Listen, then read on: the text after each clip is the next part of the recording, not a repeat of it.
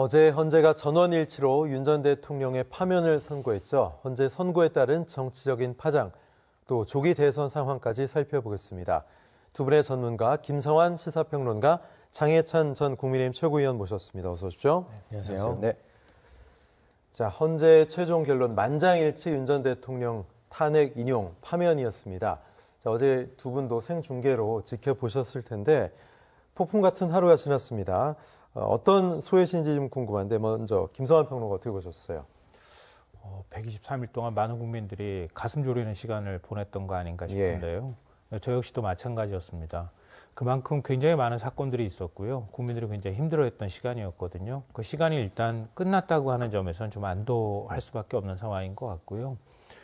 가장 큰 의미는 그런 것 같습니다. 대통령이 자기 통치권을 넘어선 위헌적인 계엄 선포를 했고 가장 먼저 달려간 건 국회로 달려간 건 시민이었습니다. 계엄군을 막아섰고요. 장갑차를 막아선 것도 시민이었습니다. 국회의원들이 국회 담장을 넘어갈 수 있도록 받쳐줬던 것도 시민이었습니다. 그 부분도 결정문에 나왔었어요. 네. 그렇죠? 예. 그러니까 결국 국민 주권주의를 다시 선언하는 계기가 됐다고 보이고요. 대한민국의 주인은 역시 국민이다. 그 국민 이외에 그 누구도 권력을 독점하거나 그 어떤 특정 계층과 계급도 권력을 사유화할 수 없다고 하는 걸 헌법재판소가 분명히 확인해줬다. 앞으로 대한민국에서 다시는 이런 불명예스러운 역사가 쓰여지지 않길 바라는 마음이었고요.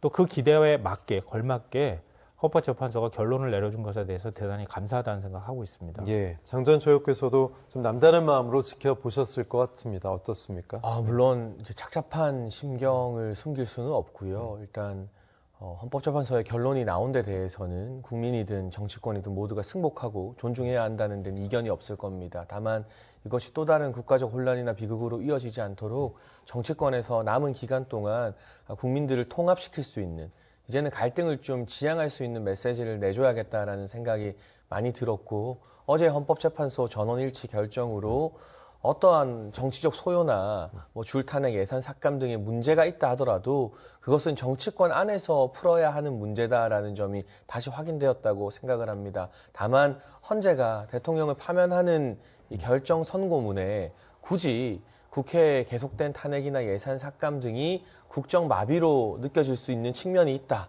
그리고 대통령이 막중한 책임을 느꼈을 것이다라는 부분을 지적한 것은 여러 언론에서 분석하는 것처럼 대통령 역시 잘못된 비상계엄으로 탄핵 인용이 되어야 하지만 국회라던가 야당이 정부와 협조하지 않고 일방적인 모습을 보였던 것에도 헌재가 국민들 일반의 목소리를 받아들여서 질책하는 의미 역시 담겨 있지 않았는가. 그렇다면 지금 중요한 것은 대한민국의 미래, 60일 뒤에 조기 대선 이후 새 정부가 어느 정당에서든 들어서게 되겠지만 그때는 지난 윤석열 정부와 22대 국회가 보여줬던 끝없는 반목과 갈등이 아니라 대화, 타협, 조정의 모습을 우리 정치권이 보여줄 책무가 이번 헌재 판결문을 통해서 더욱더 강하게 드러났다는 점, 그 부분을 여야에 속한 국회의원들이 보다 막중하게 책임감과 부담감으로 받아들여야 한다라는 생각이 들었고요.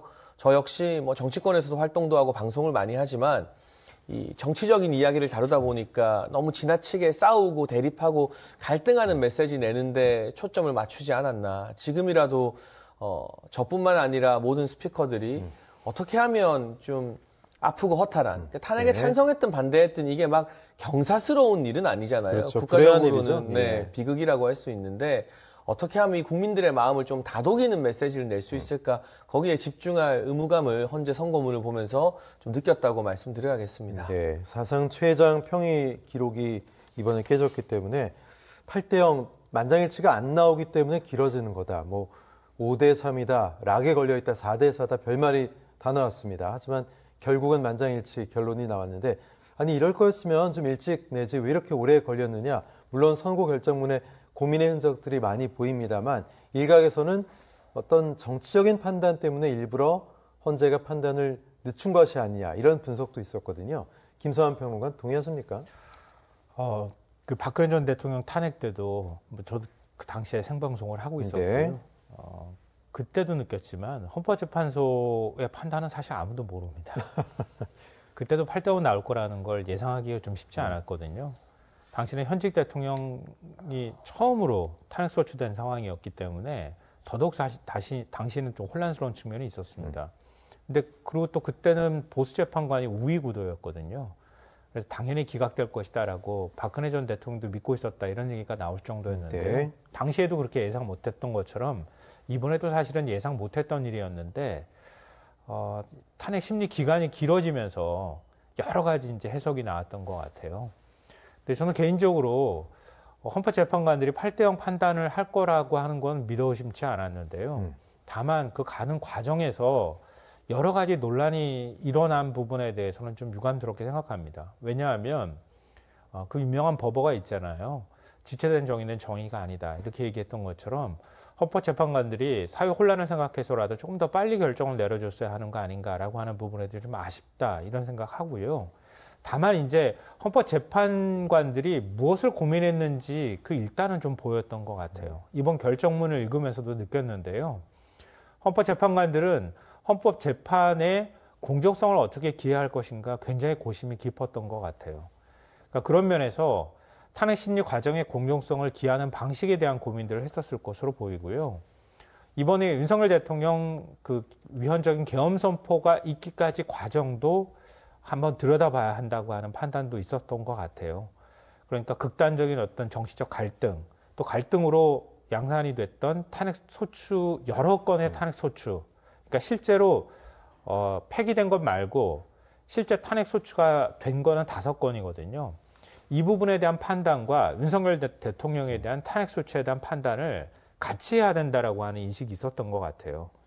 그러니까 윤 대통령의 탄핵 소추는 굉장히 신중하게 하더라도 이전에 먼저 국회가 발의를 했던 탄핵 소추안도 동시에 같이 판단을 해줘야 그래야 헌법재판의 공정성을 기할 수 있다고 하는 재판관들의 최소한의 인식이 공유됐던 것이 아닌가.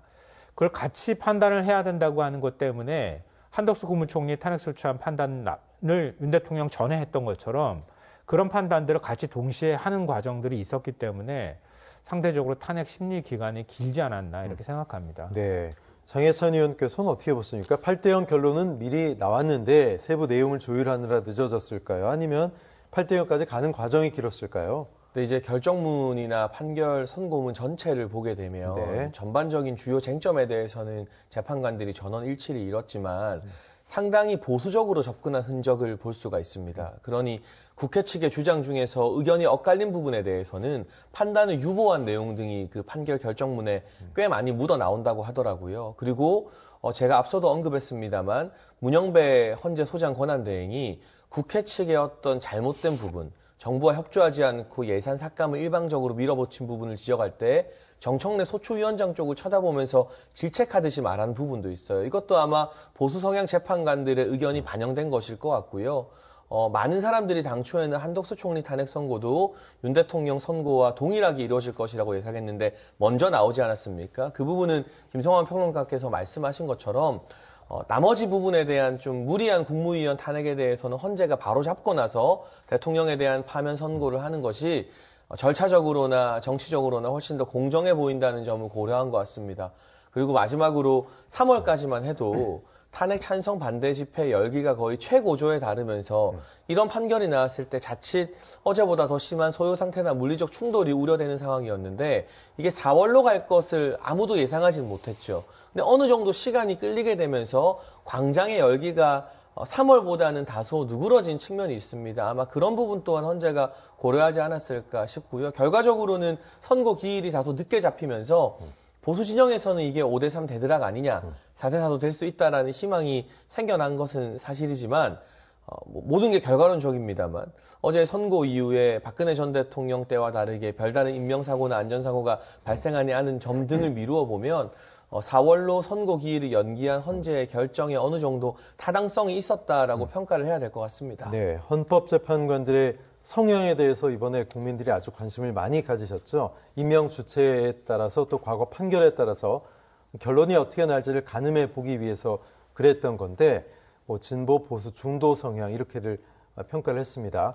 하지만 관계없이 전원일치, 만장일치 파면이었는데 만장일치가 주는 어떤 정치적, 사회적 의미가 있을 것 같아요. 김성환 평론가님. 지금 사회가 굉장히 극심한 갈등 속으로 빠진 상황이잖아요. 그러니까 찬탄, 반탄, 뭐 이렇게 이제 갈등이 생겨난 것이고요. 또 우려스러운 점은 더 극우화 경향이 강해졌다고 하는 거예요. 그 부분에 있어서 저는 국민의힘 의원들 그리고 지금 이제 한덕수 권한대 최상목 부총리 그리고 무엇보다도 윤석열 대통령의 책임이 굉장히 크다고 생각합니다. 과거 역사에도 마찬가지지만 극우화 경향은 어디든 다 있었고요. 전 세계적으로도 지금 빈부격차가 심해지면서 그런 경향들이 더 강해지고 있는 상황이기도 합니다. 분쟁이 늘어난 것과도 무관하지 않거든요. 근데 그런 움직임에 가속도를 붙인 거는 결국 기성 정치권입니다. 그러니까 그리고 또 책임을 지고 있는 위치에 있는 사람들입니다. 그런 사람들이 오히려 더 폭동을 부추기는 듯한 그런 태도를 보인 건 두고두고 무거운 책임으로 다가갈 거다. 책임을 져야 할 상황이 올 거다라고 생각하고요.